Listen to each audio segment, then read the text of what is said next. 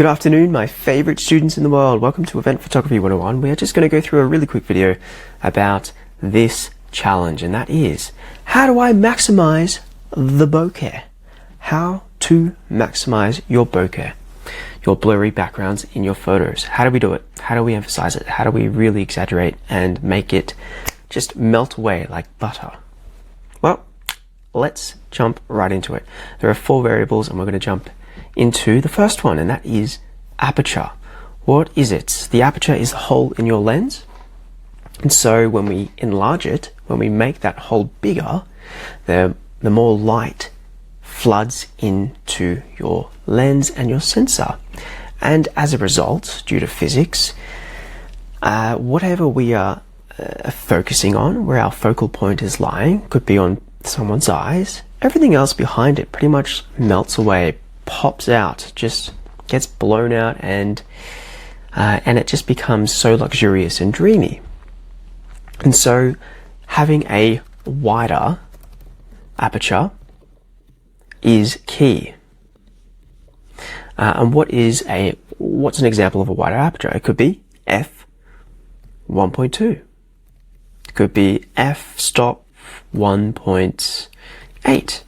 Okay, so your lens may only go up to f3.5, for example, if you're using a kit lens. And that's fine, but just know that if you could enlarge your lens aperture, the hole, remember, it is the hole. The bigger the hole,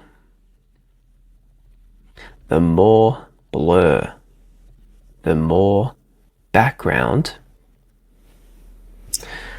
bokeh. Yeah, it's just really cool. It's dreamy. It is a dreamy. Okay, so pick up your lens, jump on it, and see how wide you can make that hole. Go to the lowest f-stop you've got, and that will have a huge play into maximizing and blurring out that background. So that's number 1. Let's go on to number 2. This one's a fun one as well. This is, we're all using physics here. Okay, so this is camera to subject distance. What is that? The closer I am to the subject that I'm capturing, it could be a bug, it could be a dog, it could be a person or a group of people. In this case, it's all about event photography. So let's just say we're capturing a couple or a group on the dance floor.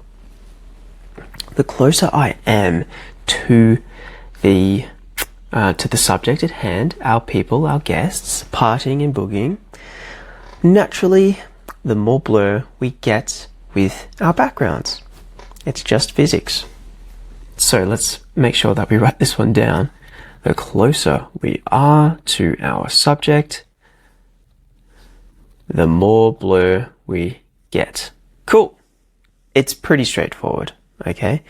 Now, looking at the opposite side, the further we are away from the subject that we want to emphasize, right? So if we want to emphasize a group of people or a person, the further we are away from that person, naturally, the less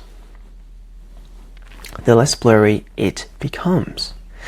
Now, however, there are a few exceptions, and so let's go into variable number 3, and this is all about subject to background distance. How far away is our guest from the background? Is the background miles away, or are they just feet away?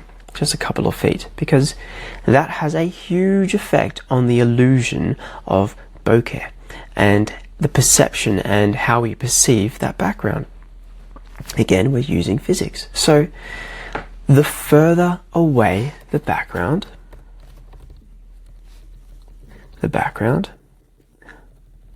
the more blur we get. And we have to emphasize the further away the biiig background is from our subject, the more blur. Think tons of feet. Not tons of feet. Think feet and feet and feet.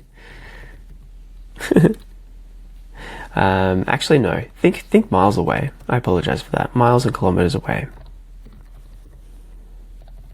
Not just inches. Actually, no. Feet is way better. Cool. Think feet away, not inches. So if the background is just an inch away behind your subject, it isn't going to give much of an illusion. It's not going to give much of a pop. That background is not going to melt away.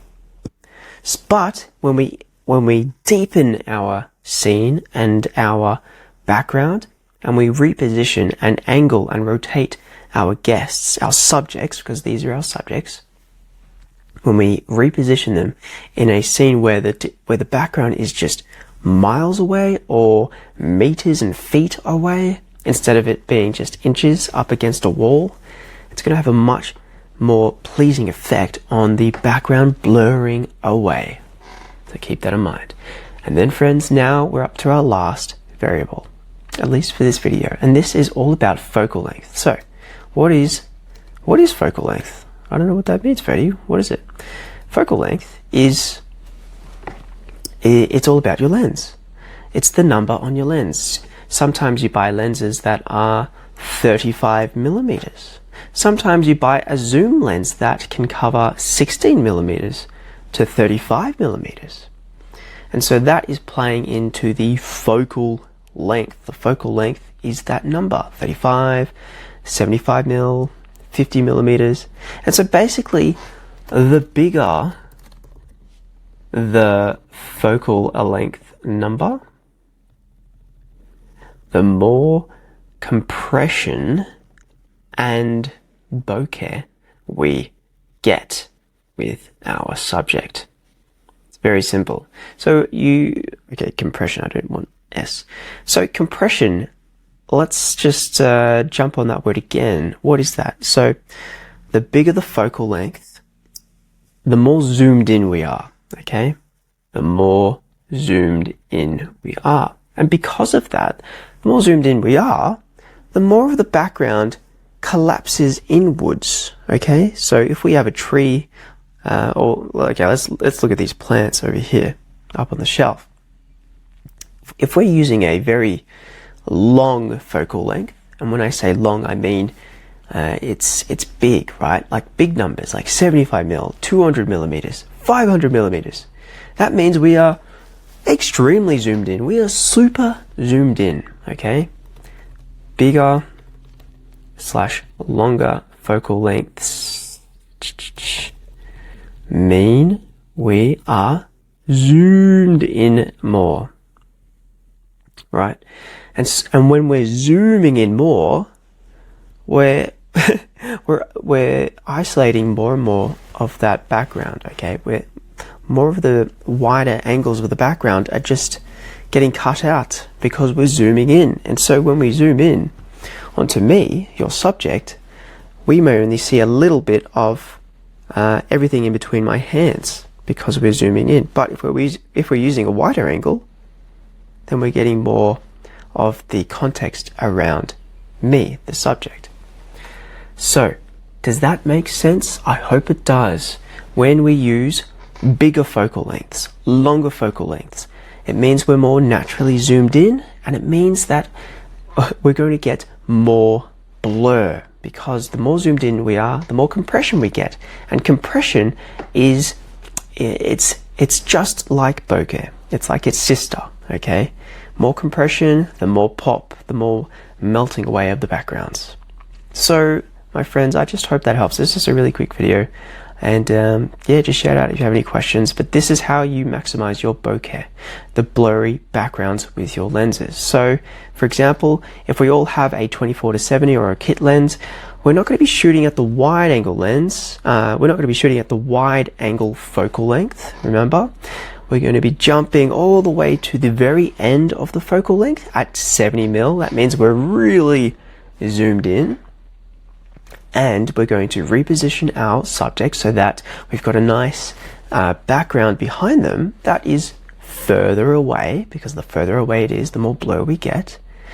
Also, we're going to come in a bit closer to our subject, because that's going to amplify that blurriness, the bokeh.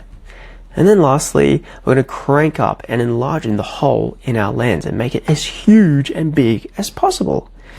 Because naturally, due to physics, it's just going to make the background melt. So don't go for tighter apertures like f11, f8. No. Go for big apertures, and that means smaller f-stops.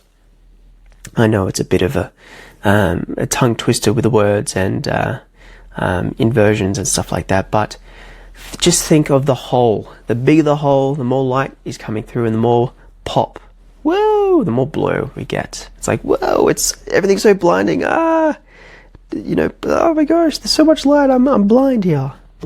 Everything's so blurry. I'm so blind. Just think of that. So, my friends, I hope that helps. And we got a little animation here.